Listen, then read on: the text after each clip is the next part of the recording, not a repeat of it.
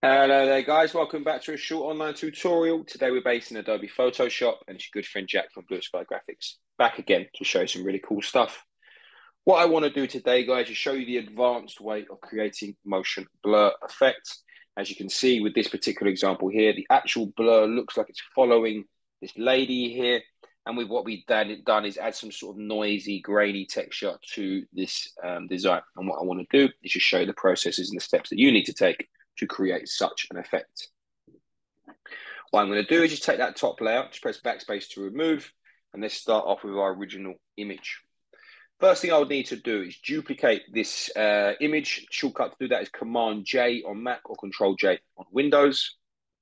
And then what I need to do now is come through here, turn off my top layer, come to my bottom layer. Just going to use the Object Selection tool, and let's press Select Subject. Hasn't done a good job there, so we'll go Command D. If I just hover over here, you can see I can click her just like that, and there you go.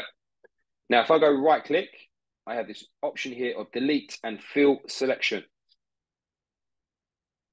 And we're going to use content aware fill now to remove her. Now, don't really matter about this sort of blurriness. We may need to change the foot there, but we'll keep it there for the minute, because what we're going to do now is turn on our top layer. And we're going to go to properties, and we're going to remove the background. Let's go back to the layers here. Let's try to remove background again. There we go. Second time.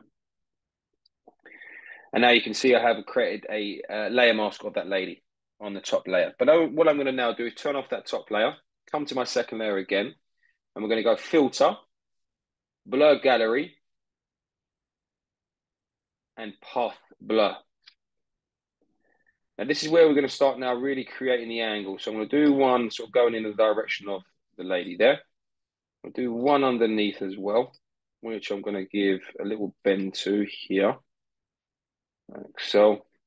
And then what I'm going to do now, do one above where she'll be there as well. Now it's going to come through, manipulate the speed here, like so. I'm pretty happy with that. And now I'm going to press OK.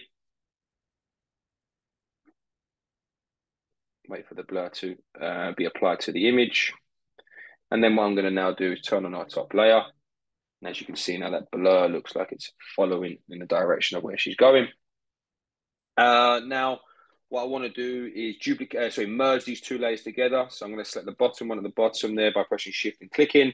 And the keyboard shortcut to merge is Command E on Mac or Control E on Windows.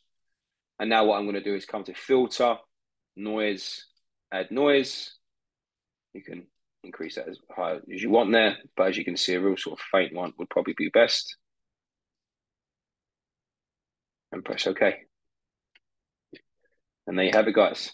That's the advanced way of creating motion blur effect. If you're interested in finding out more about the school, the courses that we offer, please take a look at our website at blueskygraphics.co.uk.